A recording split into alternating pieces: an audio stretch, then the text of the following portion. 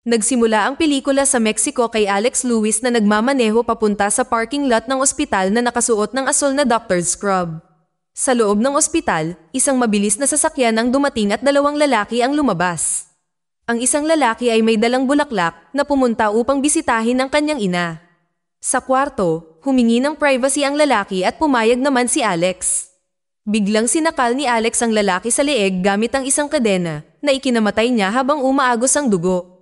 Ang ina ng lalaki, na hindi makagalaw, ay nanunood sa takot sa pagkamatay ng kanyang anak.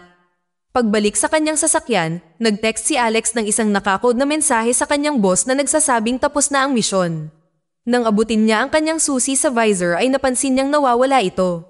Mukhang nag-aalala siya at tiningnan ang kanyang bulsa sa huli at nakita niya ang susi sa bulsa ng kanyang scrub suit. Sa El Paso, Texas, nakipagkita ang agent ng FBI ng Texas na si Vincent Serra sa lalaking nagngangalang Leon. Ginawang prostitute ni Leon ang kanyang anak na si Beatrice para sa pera. Sinubukan ni Vincent na kausapin si Beatrice nang hindi pinapansin ang sexual na aktibidad, ngunit napagtanto niyang nakasuot ito ng mikropono. Nakipagbuno si Vincent sa lalaki dahil sa baril. Habang sumusugod ang mga agent ng FBI, tinutukan ng lalaki ng baril si Beatrice sa ulo. Sinubukan ni Vincent na huminahon, ngunit ang lalaki, na ayaw bumalik sa kulungan, ay nagbanta na papatayin ang kanyang anak na babae. Sa isang desperado na hakbang, kinagat ni Beatrice ang kanyang ama na nagbigay kay Vincent ng isang pagkakataon para desarmahan siya. Patuloy silang nagpumiglas at nahulog sa bintana sa ikalawang palapag na nagresulta sa pagkamatay ng ama ni Beatrice na nag-iwan sa kanya ng galit at trauma. Sa Mexico City, nakipagkita si Alex kay Mauricio at ibinigay sa kanya ang mga detalye tungkol sa susunod niyang assignment sa El Paso. Sa kabila ng karamdaman, sinikap ni Alex na itago ang kanyang kalagayan mula sa kanyang mga boss, alam niyang maaaring iligpit siya ng mga ito. Nagpahiwatig siya ng pagreretiro, ngunit binalaan siya ni Mauricio na hindi ito tatanggapin ng kanilang mga boss. Nagkomento si Alex sa mataas na payout at ipinaliwanag ni Mauricio na para ito sa dalawang pagpatay. Nang banggitin ni Mauricio na nasa El Paso ang kapatid ni Alex, naramdaman ni Alex ang isang napipintong banta. Sa kabila ng pakiramdam ng pananakot, pinananatili ni Alex ang kanyang sarili at nagtanong kung siya ba ay tinitiktikan. Sumagot si Mauricio na ang impormasyon ay kapangyarihan at pinayuhan si Alex na kalimutan ang tungkol sa pagreretiro. Nagmaneho si Alex sa El Paso at nag-check-in sa isang hotel sa ilalim ng pangalang David Marshall. Bumaba si Alex sa hotel bar kung saan ang isang babae, si Maya, ay panandaliang nanligaw sa kanya. Isang lalaki, ang middleman para sa trabaho, ang nagbigay kay Alex ng isang portfolio na mabilis niyang siniyasat. Minamadali siya ni Borden na tapusin kaagad ang dalawang target. Sa kanyang silid, sinuri ni Alex ang impormasyon tungkol sa kanyang unang target, si Ellis Van Camp, at nag-assemble ng isang silenced pistol na may laser sight at maingat niyang sinuri ang accuracy nito. Bumisita si Vincent kay Beatrice sa isang detention center kung saan nananatili itong galit sa kanya dahil sa pagkamatay ng kanyang ama. Sinubukan niyang ipaliwanag na mali ang ginawa sa kanya ng kanyang ama at hindi ito karapat-dapat sa kanya. Nangako si Vincent na bibigyan siya ng isang espesyal na visa para makapunta sa Estados Unidos na sinasabi ang kawalan ng katarungan ng kanyang pang-aabuso habang ang mga lalaking responsable ay malaya pa rin. Binigyan niya siya ng bagong set ng coloring pencils at sketchbook. Si Ellis ay nagtatrabaho sa kanyang opisina sa bahay nang si Alex ay sumambulat na may hawak na baril, hinahanap ang mga flash drive. Lumipat sila sa locker, ngunit ang anak na babae ni Ellis ay dumating na nagpapahayag ng kanyang pag-alis sa isang party. Upang maiwasan ang anumang ingay o pinsala, pinigilan ni Alex si Ellis hanggang sa umalis ang anak na babae. Nang wala na siya, pinatay ni Alex si Ellis, kinuha ang mga flash drive at mabilis na umalis. Samantala, nakaupo si Borden sa tabi ng pool kung saan lumalangoy ang kanyang asawa. Tumunog ang kanyang cellphone dahil sa isang mensahe mula kay Alex na kinukumpirma ang unang pagpatay gamit ang kanilang sikretong code. Inimbestigahan ni Vincent at Linda ang pinangyarihan ng krimen sa tirahan ni Ellis. Nakipag-usap si Vincent kay Wendy, asawa ni Ellis, na binanggit na hindi niya nakontak ang lokal na pulisya. Inutusan ni Vincent ang detective na si Detective Danny Mora na makinig para kay Wendy. Hinala ni Wendy na ang pagkamatay ng kanyang asawa ay dahil sa isang pagnanakaw na binanggit ang bukas na locker bilang supporting evidence. Dumating ang boss ni Vincent, si Nussbaum, upang maghatid ng masamang balita kay Vincent at sa kanyang koponan na ang task force ay titiwalag na, at si Hugo, na isang hiram na agent mula sa Mexico, ay uuwi na rin. Nagprotesta si Vincent, binanggit ang kanilang saksi, si Beatrice, ngunit binaliwala ito ng kanyang boss. Sa kabila ng mga pagtutol ni Vincent, iginiit ni Nussbaum na tumuon na lang sila sa pagpatay kay Ellis kung gusto ni Vincent na tulungan si Beatrice na masecure ang kanyang visa. Nag-aatubili, sumang-ayon si Vincent na inuuna ang kapakanan ni Beatrice sa kabila ng kanyang mga pagkabigo. Sinundan ni Alex si Vincent habang hinahatid niya si Beatrice pauwi sa kanyang bagong group home. Iniwan ni Vincent si Beatrice sa kanyang bagong matutuluyan at ipinaalam sa pinuno ng group home na siya ay biktima at saksi. Kinagabihan, pumasok si Alex sa group home at hinanap ang silid ni Beatrice. Inilawan niya ang kanyang mukha na ikinagulat niya at nagising siya. Nang makita ni Alex ang kanyang mga iginuhit, napagtanto ni Alex na siya ay isang bata lamang. Si Beatrice ay natatakot at nagsusumamo para sa kanyang buhay na nangakong hindi magsasabi ng anuman. Dahil sa takot, mabilis na lumabas ng kwarto si Alex, nagayos si Alex ng pakikipagkita kay Borden.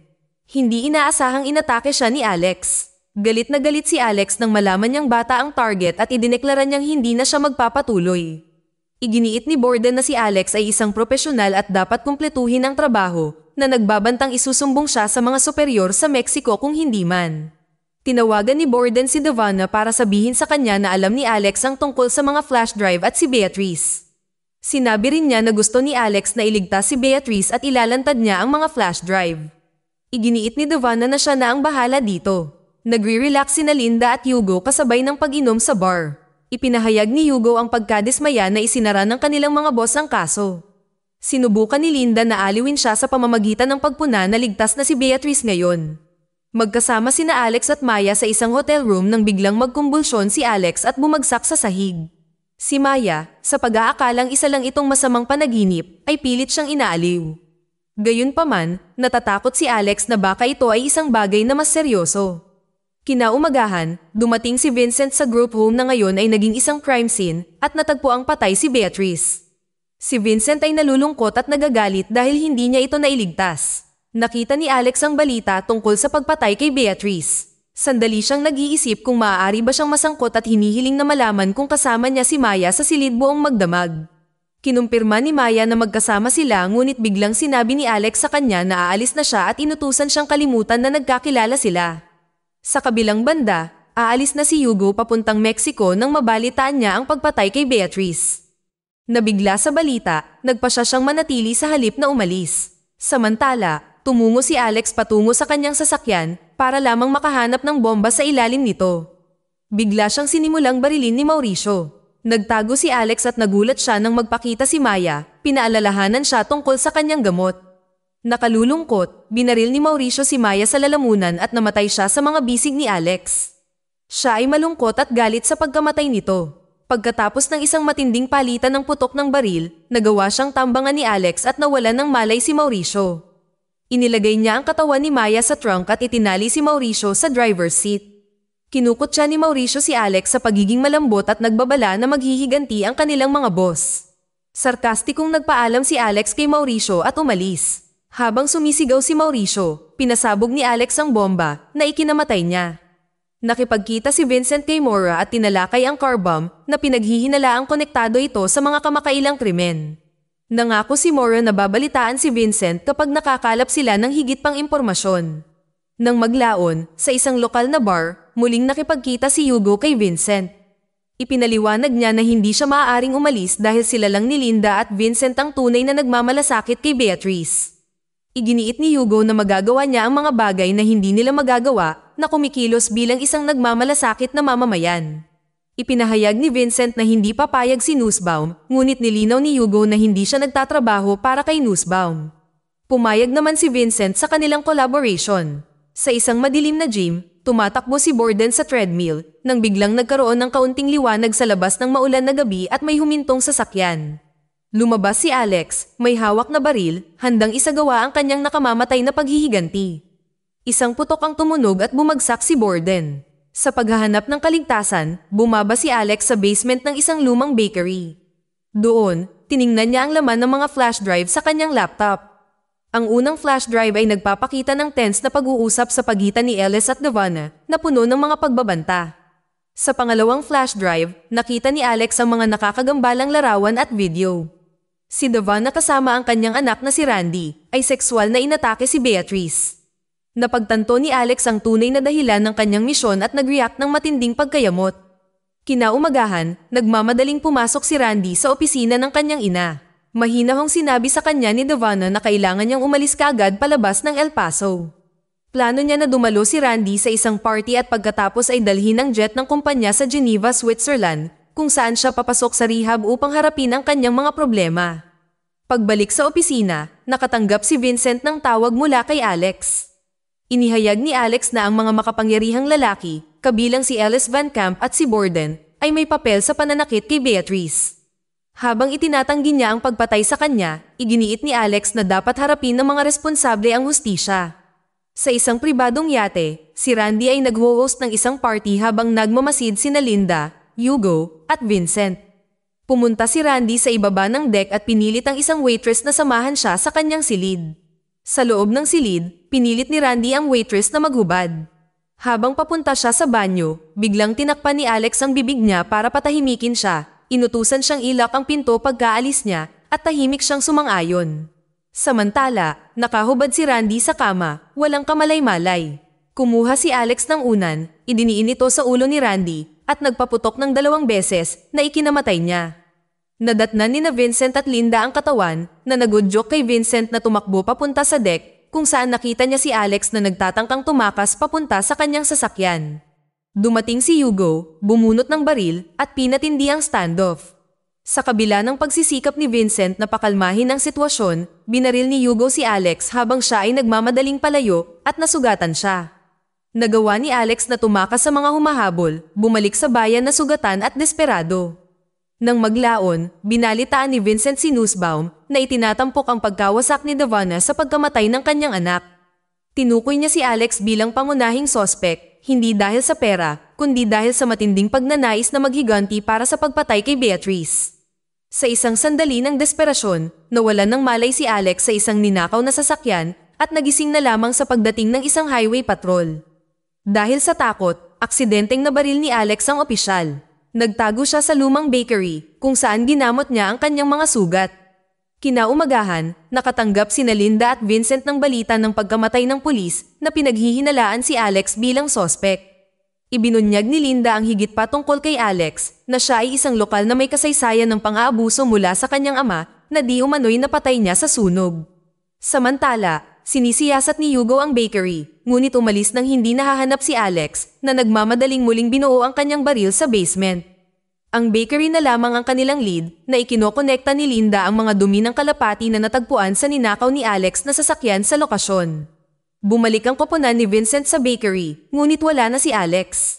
Samantala, binabantayan ni Maura ang isang gusali kung saan nasa ilalim ng proteksyon ng pulisya si Devon. Ang isang pagkagambala ay nagpahintulot kay Alex na makalusot. Hawak ang isang opisyal na bihag upang marating ang palapag na kinaroroonan ni Devon. Pagkatapos ng shootout, iniwasan ni Alex na mahuli sa pamamagitan ng pagtakas sa bubong gamit ang rig ng tagalinis ng bintana para ma-access sina Devon at Maura. Napatumban niya si Maura, ngunit nabigong barilin si Devon dahil sa kanyang hindi gumaganang baril at nagkamalay si Maura at tinambangan si Alex.